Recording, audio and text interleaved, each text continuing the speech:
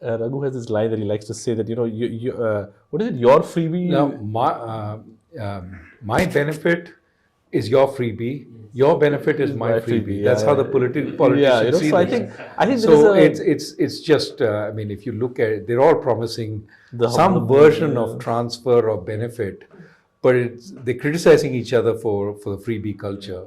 No, go ahead. Yeah, no, I think the way we think about this is that, of course, certain transfers are absolutely essential. There is no question that India already has, to its credit, given its state capacity, a kind of a social safety net. I think what has happened with development of the India stack and so on is that direct transfers have become easier, and what has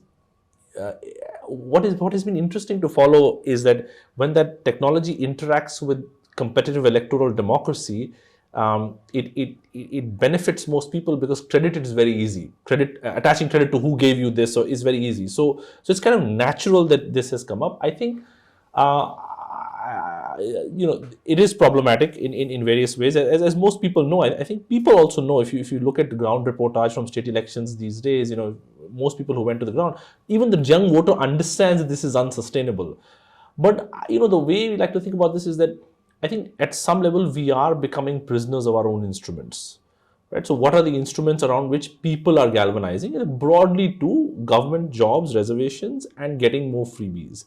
And I think it is really incumbent on us as intellectuals, as media, and as civil society to move the needle on what should be the instruments around which people can ask things from their government. When I was governor, I talked about the loan waivers, which were just mass, because they used to do the loan waiver, then come to me and say, I can't pay this. Now tell me how to pay it. Please, waive this and waive that and allow me.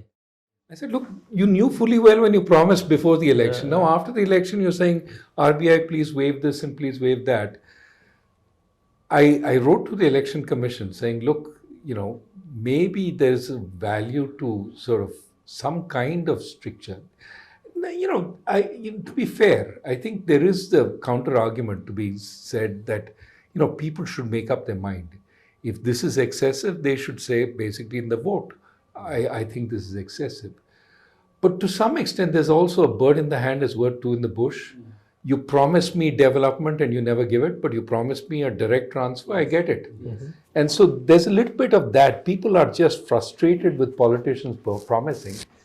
From the political side, the ability to attach your face to a particular program. This is the chief minister's program. This is the prime minister's program.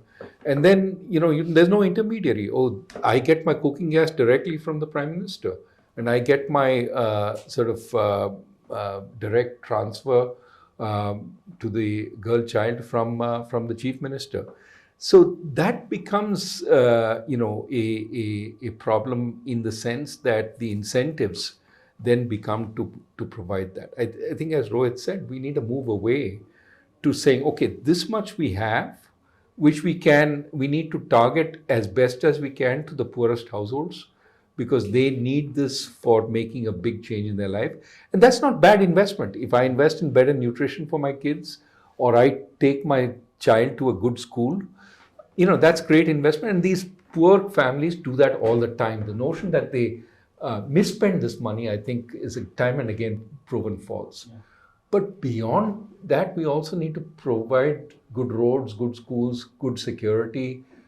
So we need to be thinking about the overall quality of spending. And I think the more the dialogue goes to that, I think it's a process of growing up. We move away from populism eventually, but we need to understand the costs of populism.